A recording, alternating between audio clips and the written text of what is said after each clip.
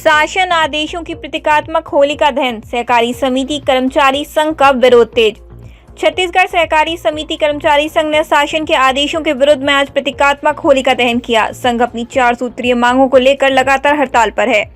इस बीच सहकारिता विभाग के उपायुक्त प्रदीप ठाकुरे ने ग्रामीण सेवा सहकारी समिति मर्यादित छाती के प्रबंधक नरेंद्र कुमार साहू के खिलाफ एफआईआर दर्ज कराने की निर्देश दिए हैं। निरीक्षण के दौरान समिति बंद पाई गई और प्रबंधक ने हड़ताल में होने का हवाला देते हुए चाबी देने से इनकार किया। संघ का कहना है कि यह कदम कर्मचारियों की आवाज दबाने की कोशिश है। आगामी 15 नवंबर से शुरू होने वाली धान खरीदी की तैयारियों के बीच इस विवाद ने प्रशासन की चिंताएं बढ़ा दी हैं, जबकि किसानों को समितियों के बंद रहने में दिक्कतों की आशंका है। जी, मेरा नाम मनबहाल महावीर है। मैं सहकारी समिति कर्मचारी संघ बस्तर संभाग का संभागीय अध्यक्ष हूं। देखिए, मैं आपके माध्यम से बताना चाहूँगा कि हम प्रशासन को विगत 3 वर्षों से अपनी 4 सूत्री मांगों को लेकर के कई प्रकार से हमने ज्ञापन के माध्यम से उसको अवगत कराया, परंतु प्रशासन के द्वारा हमारी ये 4 सूत्री मांगों के ऊपर किसी प्रकार के सार्थक पहल नहीं करने के कारण हम 3 नवंबर 2025 से पूरे छत्तीसगढ़ में हम सहकारी संस्थाओं में कार्यरत कर्मचारी अनिश्चितकालीन आंदोलन में डटे हुए हैं।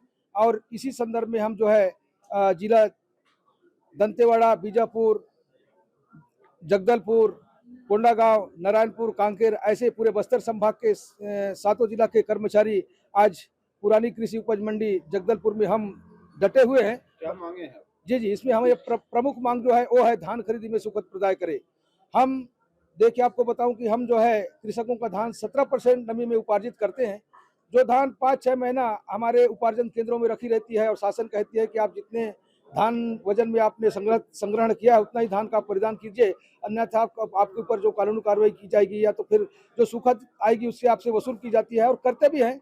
तो हम चाहते हैं भैया, हम 4-5 महीना तो धान सुखद हम लोग करते हैं, धान तो सूखता ही है। ये तो धान की नैसर्गिक प्रवृत्ति है, कोई भी जिला वस्तु होता है उनकी नैसर्गिक प्रवृत्ति होती है कि धान सूखता है। लेकिन प्रशासन जो है मानने के लिए तैयार नहीं कि धान आप जितने खरीदी किया है उतना ही आप धान परिधान कीजिए, अन्यथा आपके ऊपर वैधानिक कार्रवाई होगी, और करते भी हैं। तो आपके माध्यम से मैं बताना चाहूंगा कि उस 3 महीना में धान क्या भैया, हम जो धान खरीदी में प्रायोजित तो कर्मचारी रहते हैं वो लोग भी हम लोग सूख जाते हैं, और प्रशासन कहती है कि भैया आपका धान नहीं सूखता। ये तो कदापि संभव नहीं है। तो हम चाह रहे हैं कि भैया धान जितना सूखता है उनके उतना हमको सुखद प्रदाय किया जाए। और हमारी दूसरी मांग है भैया कि हमारे जो धान कार्य में उपार्जित हमारे कंप्यूटर ऑपरेटर जो कर्मचारी साथी हैं, उनको पहले 12 महीना का तनख्वाह दिया जा रहा था, अब उनको उल्टा 6 महीना का तनख्वाह कर दिया गया है, और बोल रहे हैं कि आपको आउटसोर्सिंग की आपके जगह दूसरे कर्मचारी को भर्ती किया जाएगा। बता दीजिए आप, हमारे अधीनस्थ जो कर्मचारी, हमारे बीच जो कर्मचारी ऑपरेटर बंधु हैं, विगत 2007-8 से 17-18 साल हो गए वो लोग हमारे संस्थाओं में कार्य करते आ रहे हैं। उनको 18,420 रुपये तनख्वाह दिया जा रहा था, पूरा 12 महीने का तनख्वाह दिया जा रहा था। लेकिन अभी प्रशासन ने एक आदेश निकाल दिया है कि आपको सिर्फ 6 महीना का तनख्वाह देंगे और आपकी जगह आउटसोर्सिंग से हम लोग भर्ती कर लेंगे। ये कहाँ का न्याय है? तो हम लोग चाहते हैं कि हमारे जो कंप्यूटर ऑपरेटर जो बंधु है उनको एक विभाग तय किया जाए और उनके पूरे 12 महीने का तनख्वाह दिया जाए, क्योंकि बेचारे लोग ऐसा बहुमूल्य समय अपना उम्र वहां खपा दिए और उनको बोल रहे हैं कि आपकी जगह आउटसोर्सिंग भर्ती कर देंगे। ये कहाँ का न्याय है? ऐसा नहीं होना चाहिए। और तीसरी हमारी जो मांग है वो है, देखिए, हम शासन के बहुत महत्वपूर्ण कल्याणकारी कार्यों का संचालन हमारे सहकारी संस्थाओं के माध्यम से होता है। आपको बता दूं, हम लोग ऋण वितरण का कार्य करते हैं, खाद वितरण का कार्य करते हैं, 0% में हम ऋण वितरण का कार्य करते हैं, सार्वजनिक वितरण प्रणाली का कार्य करते हैं, उज्ज्वला गैस के तहत हम गैस उपलब्ध कराते हैं, हम धान उपार्जन का कार्य करते हैं। हम सिर्फ कमीशन एजेंट के रूप में ही काम करते हैं, और जो हमें बहुत ही कम कमीशन मिलता है, जिसी से हम संस्थाओं में कार्यरत कर्मचारियों को हम लोग वेतन भत्ता आदि प्रदान करते हैं। तो हम चाहते हैं कि हम शासन के ऐसे बहुमूल्यपूर्ण कार्यकाली संस्थाओं का हम लोग कार्य करते हैं। तो हम चाहते हैं कि शासन जो है, वर्तमान की सरकार में हो रहा है या पिछले भी होते हुआ है? नहीं, आगे पहले भी होता ही आ रहा है। तो हम अपनी अब जागृत हो चुके हैं। हम लोग मांग चाहते हैं कि हमको प्रत्येक संस्थाओं को 3-3 लाख रुपए वेतन अनुदान के रूप में दिया जाए। और हमारी जो चौथी मांग है वो है, हमारे लिए एक सेवा नियम लागू किया जाए और हमको सेवा नियम के तहत हमें सम्मानजनक वेतन भत्ता आदि प्रदान किया जाए। और बैंकों में जो भर्ती हो रही है उस भर्तियों में हमारे बीच जो चौकीदार है, ऑपरेटर है, लिपिक है, चपरासी है, ऐसे कर्मचारी जो योग्यता रखते हैं उनको भी 100% बैंकों में भर्ती किया जाए।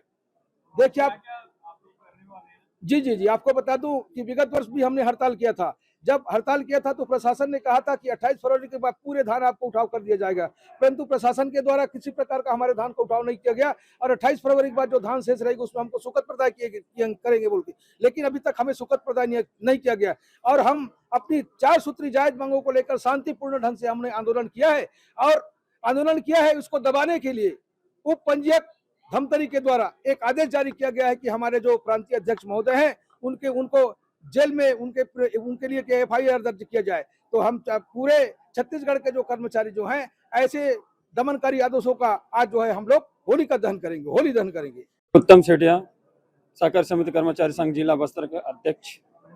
हम यहाँ धरना प्रदर्शन में हम 4 सूत्री मांगों को लेके हम लोग आज हड़ताल का 9वां दिन है।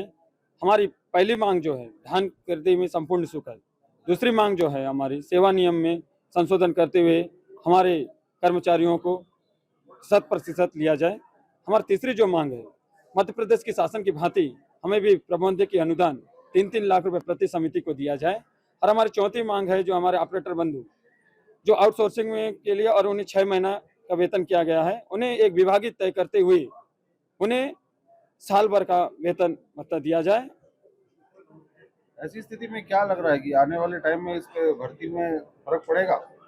ऐसी स्थिति में कोई फर्क नहीं पड़ेगा। हम जितने भी हमारे कर्मचारी भाई हैं, हम जब तक हमारी चारों मांग पूरी नहीं होती तब तक हम आंदोलन रहित रहेंगे और हमारे आंदोलन को उग्र करेंगे। हम जानते हैं हमारे शासन जो भी धान खरीदना चाहता है, जो भी विभाग को करवाना चाहती है, उसे स्वागत है उनका भी, वो धान खरीदवा सकता है। हम धान खरीद से पृथक रहते हुए धान खरीदी का बहिष्कार करते हैं। जो भी विभाग तय करेगी और जो धान खरीदेगी उनका भी स्वागत है। और जो धान नहीं सूखता है बोलते हैं 1 साल उन्हें करवा के देखिए धान सूखता है कि नहीं, वास्तविक उनको भी ज्ञात हो जाए। तो है क्या जायज है कैसे? सहकारी समितियों की मांगे पूर्ण रूप से जायज है, लेकिन उन्होंने मैं अपने तरफ से मैंने बताया कि फोकस इसमें होना चाहिए कि जो अनियमित कर्मचारी हैं उन्हें नियमित पहले किया जाए पहली कंडिका में। बाकी समस्या तो ऑलरेडी है और हितग्राहियों के हितों के लिए ये सरकारी कर्मचारी रेगुलर कर्मचारी के से भी 2 गुना ज्यादा मेहनत करते हैं, तो इन्हें रेगुलर किया जाए। जैसे उड़ीसा प्रांत में रेगुलर किया गया है, मध्य प्रदेश में कर दिया गया है, छत्तीसगढ़ की इतनी बड़ी इकोनॉमिक्स में भी इन्हें रेगुलर नहीं किया गया। ये बरसों से पीड़ित हैं, इस पर इनको शासन तो पूरी तरह से ध्यान देनी चाहिए और इन्हें नियमित किया जाए पहले।